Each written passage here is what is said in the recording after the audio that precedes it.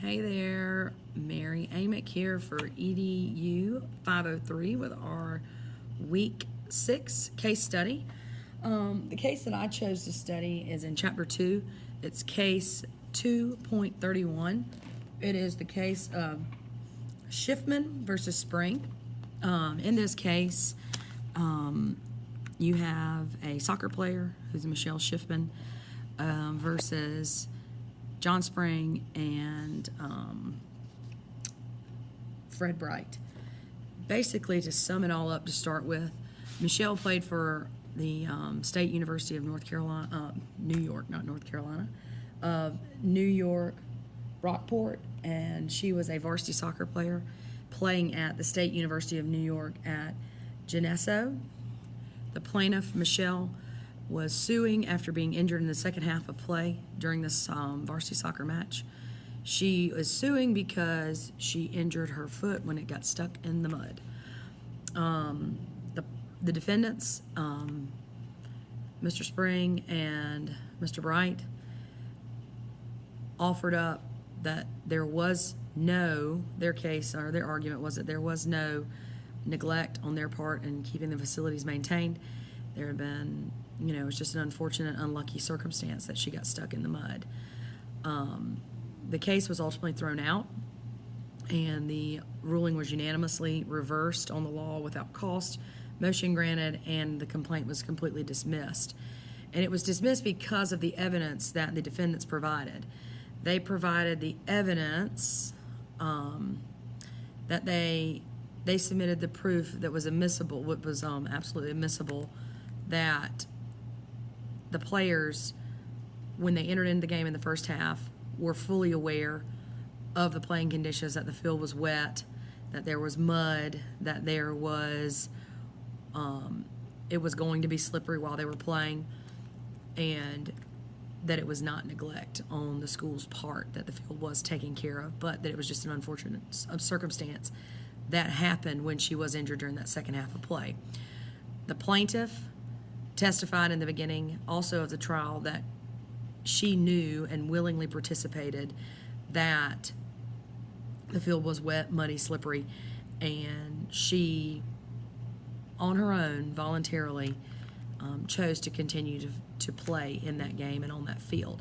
So based on the fact that she willingly participated, knew the consequences, and knew what she was up against with the field of play being less than desirable, she still went ahead with it. She still continued to play, was not hurt during the first half of the game, came back, played voluntarily again in the second half, and that's when her foot got stuck in the mud and she hurt her ankle. The defendants won, and it was a unanimous decision as stated before. I think this case really is relevant to a lot of us, especially if you've ever coached or if you are currently coaching a spring sport like myself. I coach a softball team here in South Carolina, and we all hate rainouts. We all hate rain delays. We all hate all of that stuff because there's so much that goes into having to change those games. But we have to always make sure that we keep the safety of our children and our opponents' children at the very center of what we're doing, as well as maintain the integrity of the game and not give anyone an unfair advantage. That's why in the coaches' meetings, I'm sure nationwide, but I can only speak for South Carolina where I currently work and have worked. But in South Carolina, we meet with the officials and the opposing team at home plate, for instance, for softball or baseball, and we talk about the ground rules. Is there any obstruction they need to know about? Our field, we have a tarp that goes over the infield, but it stays covered so that a ball could not get trapped inside, but we let them know that if the ball gets trapped under the tarp, that they need to raise a hand in left field so that we can call that dead ball, so that it's not an unfair advantage to either team. If there's any loose ground, or we've played in fields before where there was a sprinkler head that popped off and they've marked that, they've sprayed that so that our outfielders know. Just common courtesies like that so that we know ahead of time what we're up against, and so that we're not sending our players and our opponents' players out into something that is not necessarily an unfair advantage, but an unnecessary risk for them while they're in the field playing. There's risk associated with all sports. You could get hurt. Heck, you could get hurt walking to the car, walking to a class.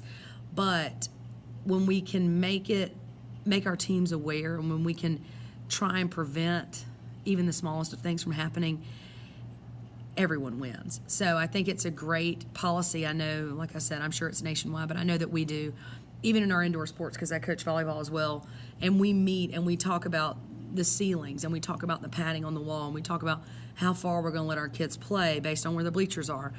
It's not that we don't want them to work as hard as they can. It's that we don't want to put them in an unnecessary position to get themselves severely hurt or hurt at all. So this was an interesting case to me. It was pretty straightforward. I read a lot of other cases in here. I read some about equipment malfunction, which I thought was very interesting with Rawlings, because now Rawlings is our official high school league sponsor in South Carolina, so I almost did that case study.